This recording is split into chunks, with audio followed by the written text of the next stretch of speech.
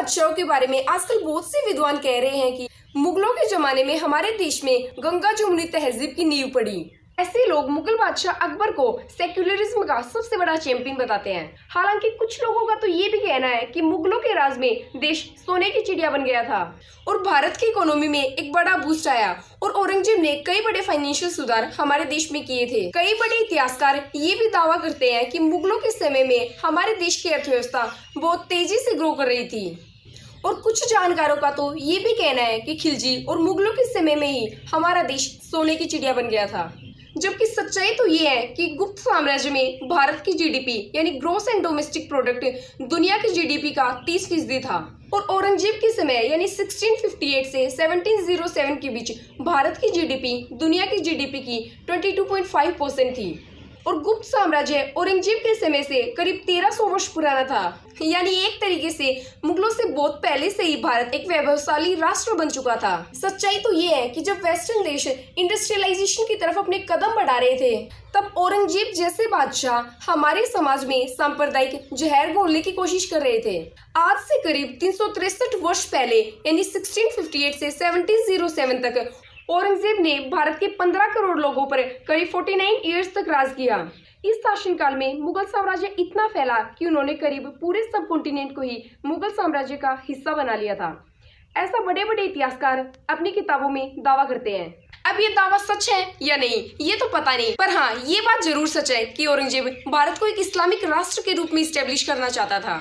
मुगल बादशाह औरंगजेब के आदेश पर ही सिखों के 9वें गुरु तेग बहादुर को मौत की सजा दी गई थी। औरंगजेब भारत को एक इस्लामिक देश बनाना चाहता था और इसीलिए उसने कश्मीरी पंडितों को जबरन धर्म परिवर्तन करने के लिए मजबूर किया। तब कश्मीरी पंडितों ने गुरु तेग बहादुर से मदद मांगी और उन्होंने कश्मीर के लोगों को पूरी सुरक्षा का वचन दिया। इस बात से औरंगजेब इतना क्रोधित हुआ कि उसने गुरु तेग बहादुर को बंदी बना लिया और फिर उनके शिष्यों को उनके ही सामने जिंदा जला दिया और उसने गुरु तेग बहादुर को इस्लाम अपनाने के लिए भी कहा। लेकिन जब गुरु तेग बहादुर ने मना किया तब औरंगजेब ने 11 नवंबर 1675 को उनका सिर कटवा दिया। आज से करीब 350 वर्ष पहले दिए गए इस बलिदान के बारे में शायद आपको पूरी जानकारी ना हो। गुरु तेग बहादुर कोई राजा नहीं थे, कहीं के सम्राट नहीं थे। अगर वो चाहते तो कश्मीरी पंडितों की मदद करने से मना भी कर सकते थे और अपनी जान बचा सकते थे, लेकिन उन्होंने धर्म का रास्ता चुना क्योंकि उनका उपदेश था धर्म का मार्ग सत्य और विजय का मार्ग है। शहीदों की इसी परंपरा पर देश को आज भी गर्व है।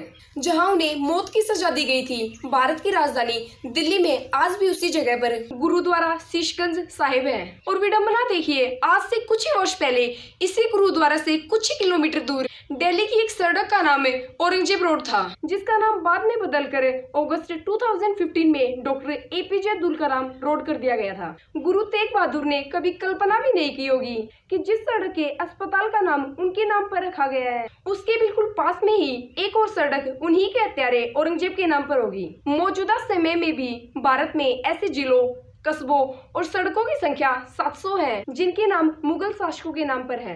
इनमें 61 स्थानों के नाम पहले मुगल शासक बाबर के नाम पर हैं, जिन्होंने राम मंदिर तुड़वाया था। मुगल शासक हुमायूं के नाम पर 11 जगहों के नाम, अकबर के नाम पर सबसे ज्यादा 251 जगहों के नाम, मुगल शासक जहांगीर के नाम पर 141 जगहों के नाम, शाहजहां के नाम पर भी हमारे देश में 63 जगहों के नाम है और औरंगजेब के नाम पर तो 177 जगहों के नाम रखे गए हैं। भारत सिर्फ 75 साल पहले बना हुआ एक देश नहीं है, बल्कि भारत आज से 5000 साल पहले बनी हुई एक सभ्यता का नाम है। भारत सिर्फ एक देश नहीं है, बल्कि हम सभ्यता है, दुनिया की सबसे पुरानी सभ्यता। फर्स्ट सेंचुरी में दुनिया का 32% उत्पादन हमारे देश में ही हो रहा था। इकोनॉमी के बाद ज्ञान के क्षेत्र में भी भारत की हिस्सेदारी 100% थी और इसीलिए भारत को विश्व गुरु कहा गया। इसके बाद भी हम इस देश का निर्माण करने वाले महापुरुषों का सम्मान करने में काफी पीछे रह गए। हमें अपने असली नायकों को पहचानना चाहिए और उन्हीं का सम्मान करना चाहिए। जय हिंद, जय भारत।